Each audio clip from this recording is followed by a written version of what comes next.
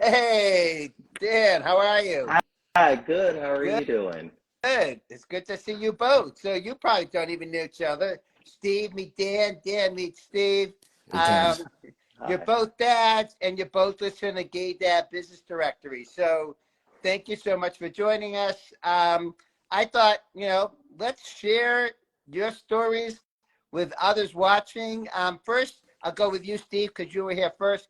Do you want to talk a little bit about your family and how you came Uh, to be a dad, etc.? sure. And I'm happy, Dan, if you want to jump in first. I'm also like to make everyone feel welcome. So No worries. Go it's ahead. all good. So my name is Steve Disselhorst. I'm an author, a leadership coach, and a gay dad. I started, I should say, we started our family many years ago through adoption, and we did a private open adoption for our daughter who just started middle school. Yet today, actually, is her first day, and she is 11 and a half. And then our son was adopted through San Francisco County through the foster adopt program, and he came into our home when he was 5 months old, And how old is and he? he'll be 8 in October. Wow, Yeah, those so are he great. started second grade. Yeah, they're good. They're great. They're active, very active. I have three kids, and actually two kids in middle school, and now one getting ready to start high school. So Ooh. time goes by crazy. Dan, how about you and your family?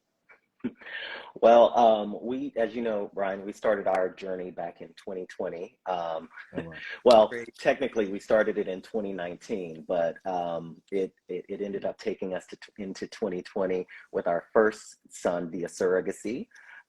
So our son Carter, who is just turned 3, he's like 3 going on 33. Yeah. Um, and our daughter Mackenzie, we welcomed her via surrogacy as well last year. So she is about 16 months now, and it's been amazing. She just transitioned to toddler Spanish at the Montessori that they attend, and it's been a challenging week because I'm so happy for her growth, but at the same time, she's not my little baby anymore. Mm. When you cradle them, they don't want you to cradle them now, kind of, so it's bittersweet, but it's been great. And we did our both via surrogacy through we went through Simple Surrogacy and Fertility Specialists of Texas, which was amazing because we still have those good relationships. That's awesome. Yes, and both Simple Surrogacy and Fertility Specialists of Texas, as you know, Dan, are family building partners of GWK Academies. So they've been very involved in the creation of the content in GWK Academy to help gay men become dads. If quick commercial interruption, I guess, if you're watching and you want to become a dad and you're not yet a dad, regardless of your path to fatherhood, whether it's surrogacy or adoption or foster care, we'd love to help you out through GWK Academy. That's our app. You can find it in your favorite app store. So enough about that. Thank you so much. So I love, it's funny. I love kids of all your ages. The littler, the better for me. What was really sad to me is when my kids stopped calling me daddy, and now they just call me dad. So, that's a tough transition for me to have Yeah. to go through. So since you went with Steve first, Dan, why don't you talk about what you do? You started this consulting agency that's really cool and interesting. I'd love for you to share more. Absolutely. So I started Conklin and Associates just earlier this year, which is an HR consulting firm. We focus on strategic planning, human resources solutions, and making sure companies are in compliance. So often there are companies, small companies and mid-sized companies, that they either have less than 500 employees or they just passed that threshold. And that's kind of in a lot of ways, I call it that's the magic number where things start to change, and your culture can start to be affected as well. And for companies that want to maintain their culture, but also maintain compliance and make sure they're in compliance, get handbooks and policies written, that's what my company does. We also do training. Um, I believe in empowering human resources. And so that is really my goal, is to make sure that their HR department is empowered to be a strategic partner rather than just a, person that is called upon after the fact. That's great. So the sweet spot of clients that you work with are small to mid-sized businesses? Correct. And across, I guess it's HR, so across all industries and sectors? Yeah, so HR is universal, and it is very much universal. And, employment laws, especially like when it comes to the EEOC, that isn't different really depending on the company for the most part. When an HR person learns those policies and those laws, there are some aspects that they may not apply to, for example, a fertility agency versus an automotive company. But you know them all the same. And so you just apply them to the industry where it is necessary, wherever you are. But I come from the public and private sector, union, non-union, insurance, and investments, as well as hospitality. So I have kind of done it all. And I've really found that HR has been very universal in those aspects. So Steve, pay attention, because I'm going to ask you the same question. So Dan, what made you come up with, starting a business, starting an agency is no easy task. I know firsthand. So what made you come up with this idea of going out on your own and consulting? So what I found was, throughout my tenure as an HR executive, I was always a bit of a unicorn in making sure my voice was heard at the table and implementing policies and procedures that were preventative rather than just, something after the fact. It was being proactive instead of reactive. Yep. But also finding that little niche that the employee's voice feels truly heard, and HR is an asset and a trusted partner with the employee versus the person in the dark tower. I just found it baffling that no one that I had really ever come across had truly delved into that. And so I decided to explore it. And then on top of that, I wanted to be in a position to where I wasn't truly at the mercy of a business owner. I've always pretty much reported to the CEO or an executive. And so I wanted to be in a position to where I had the voice of my own agency and I could be a partner with them versus someone who technically reports to them, trying to tell them what's ugly and under the rug. So, and it's also helped me with my work-life balance, staying home, being home with the kids, working from home, being a minority and a person who is LGBTQ. I feel as though I have more insight than the average male HR executive into what some struggles culturally may be in the workplace, especially here in the South. I'm in Texas, as you know. Right. That makes sense. So that's great. Thank you so much for that. We're going to come back to you closing, but you can start thinking now about anything of inspiration you want to share to people who are thinking of going out on their own, starting their own gig. But before you respond to that, like I said, I'll give you time to think about that. Let's go back to you, Steve. So Steve Disselhorst Coaching. So Steve, you've got your CV is a mile long. So thanks. Thanks for making me sound so young. I'm right there with you. I'm right there with you. I'm older than you. It's all good. Fine wine. Fine wine. It's all good. It's all good. No, I mean, the thing that the expertise that you have and the training and consulting that you do is what I was referring to. Thank you. You want to talk about sort of what your services are, consulting for both individuals and corporate? Yeah. So I'm a leadership and executive coach. And so I work with individuals and teams and really focus in, and I work with private clients hire me as well as corporations. I really focus in on my coaching. I have three sort of three things that I really focus in on. The first is bringing awareness to behaviors that are holding you back from your North Star, and that could be an individual or a team. The second is being authentic to your values and your unique purpose. And then the third is taking actions to move people forward. I work with mostly, I'm in the Bay Area, so I'm on the West Coast. I work with a lot of technically trained people that have a lot of IQ. They don't necessarily have or haven't trained as much their EQ. And so I work on emotional intelligence with a lot of people that are and technically trained, are tons of engineers, lots of scientists. I work a lot. I was in the biotech and pharmaceutical industry, so I work with a lot of people that have science and business backgrounds and engineering backgrounds. And I help them, many of those people that are leaders and growing in their careers are often people that are have spent a lot of time with that technical education and haven't spent as much time thinking about how they want to lead. So I help them sort of think through, like, really focus in on two areas. Who do you want to be, the essence of your being? And then what are the aspects or the things that you want to do to reinforce who you want to be?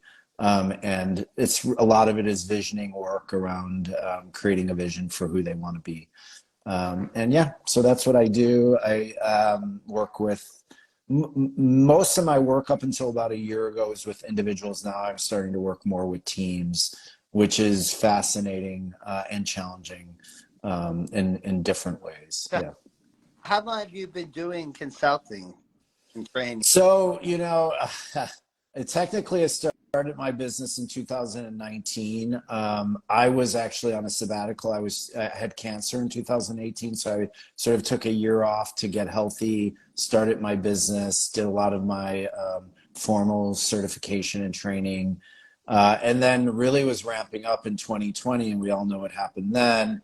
The kids were home from school. I had a TK and a second, third grader that were home, full time. So I tell people that really my business started in 2021, that summer when things started to open up, when they were able to go back to camp full time, and in the fall they went back to school full time, because it was awful. They were both on completely different schedules, even though they were in elementary school. So like literally one would finish doing something, then they would have a break, and then it was snack time, and this went on for like 6 hours, and so kind of it was really hard to meet with clients, and they're not young enough like your kids where you're like, you can contain them more at that age. My little one was just pushing the door and was just like, woo, and I was like, wow, this is when you're doing a business pitch, it's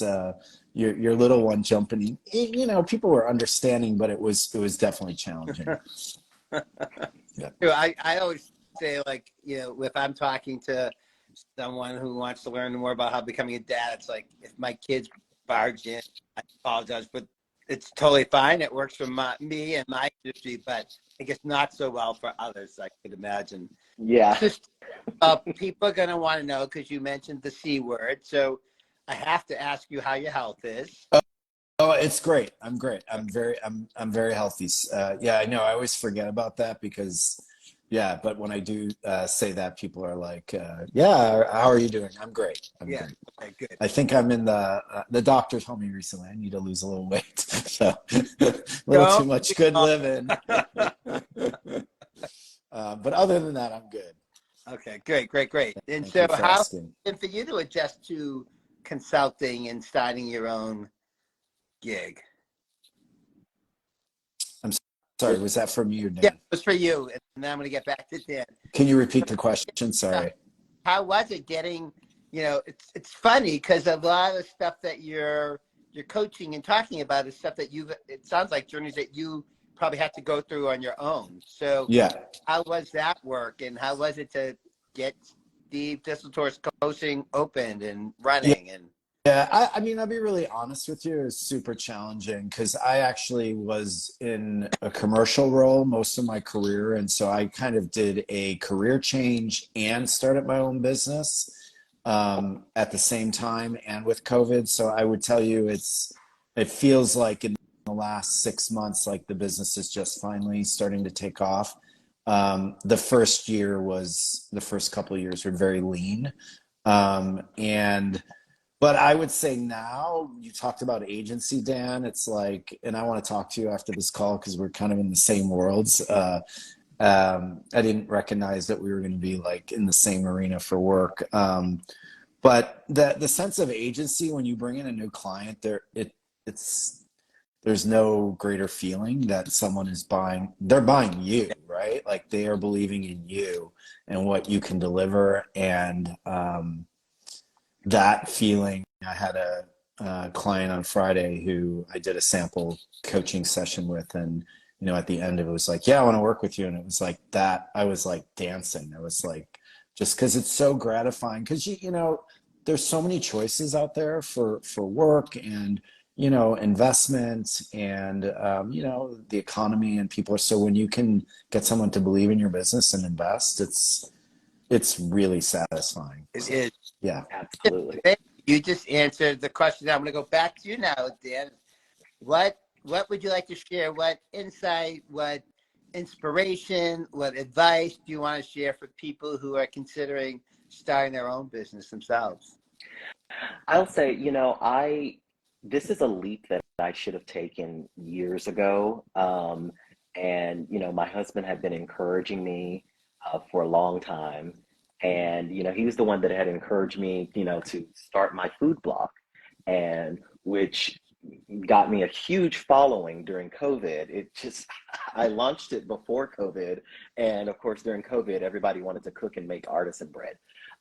So, but I will say that believing in yourself, it's a lot like flying without wings.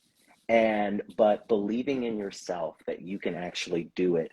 Being a business owner is not as challenging as it seems, especially if you have a skill and a passion for it. And I happen to have that passion and, of course, that experience to do that. And you've got plenty of resources. I didn't just go out on my own and be like, oh, here I go, www.startabusiness.com. I reached out to some of my friends who I know are executives or who own a business. And they kind of helped me along the way navigate the intricacies of getting it started, so that when I launched, it was smooth sailing for me, because as you know, Brian, I'm very particular, and I like things to be just right. Awesome. Steve, any advice or insights, etc., that you want to add? Yeah, I mean, Dan and I are very different. I would say I probably didn't think about it as much, but I wouldn't have changed any of it. I didn't think and plan as much. And part of it was really, part of it was sabbatical, and I was like, okay, I'm going to do this. And, and things just shifted. And I would say, I would say, I would just encourage people, if you have a passion and you really believe in what you're doing, and you are inspired, I would say do it. But it does take a tremendous amount of grit. And the thing that the believing in yourself, if you're not bringing in clients, that can really hit your identity pretty hard. So, just having that long-term view, I would say, if we had done this a year ago, Brian, I'm not sure I would be smiling as much as I am today, but it's a long-term view, and you really have to think about it like that. And That's great. Great advice. Great words of wisdom from both of you. If you're watching and you want to get more information, it's Conklin & Associates, Steve Disselhorst Coaching. Visit Gay Dad Business Directory. The link is in our bio, and you can find both of them and get in touch with them. If you want to ask them about working, or if you're interested in their services, please do get in touch with them and let them know you saw them through Gays with Kids. Daniel and Steve, best wishes to your families. Tell your kids, give your kids kisses. Okay. That's for you, probably less for you, Steve. Hope school goes well with them. That whole thing where we don't all start school the day after Labor Day the way I grew up, it boggles me. Like, we should all start and end school at the same time. I don't like that we have different schedules. But thankfully, my kids don't start till after Labor Day, so we still have plenty more vacation left. Nice. Great. Enjoy it. Thank Enjoy it. you much. Good to Thank see you, you. Ryan. Thanks for hosting it. Yeah. Oh, Nice pleasure. meeting you, Dan.